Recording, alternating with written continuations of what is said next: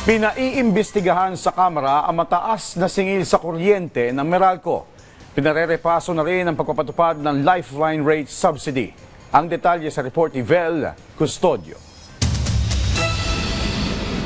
Nananawagan ng Akbayan Party List katuwang ang mga labor at renewable energy advocates sa Kongreso para paimbestigahan ang Manila Electric Company o Meralco dahil sa mataas na singil sa electricity bills.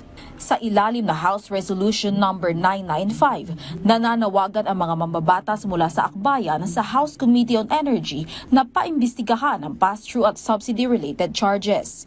Kabilang dito ang FIT-all, JEA-all, missionary electrification charges, taxes at karagdagang bayarin alinsunod sa ERIPA at Renewable Energy Act. Nananawagan din sila sa Kongreso para i-review ang pagpapatupad sa Lifeline Rate Subsidy Program.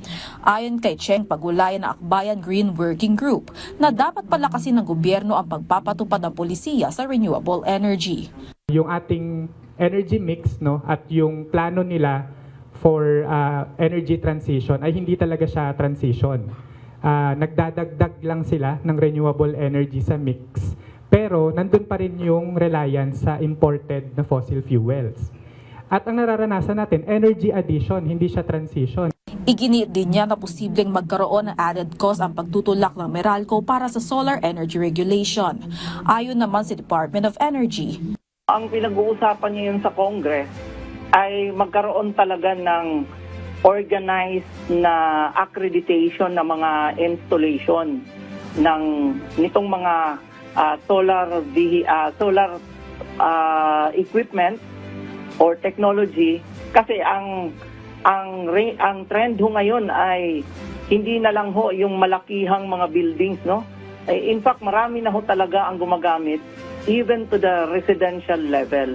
Sa isang opisyal na pahayag, sinabi ng Meralco na suportado nito ang mga hakbang na pamahalaan at energy industry para makahanap ng pangmatagalang solusyon upang mapababa ang singil sa kuryente.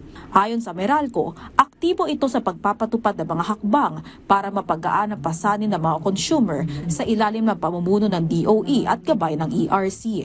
Paglilinaw ng kumpanya na malaking bahagi ng bill ay napupunta sa generation charges na naaapektuhan ng presyo ng langis, supply ng kuryente at galaw ng pamilihan. Sinabi rin ng Meralco na transparent ang kanilang billing system at karamihan ng mga singil ay pass-through costs. Bukas din anila ang kumpanya sa pakikipagtulungan sa pamahalaan at iba pang stakeholders para sa makatarungan at pangmatagalang solusyon sa mataas na singil sa kuryente. Vel Custodio para sa Pambansang TV sa Bagong Pilipinas.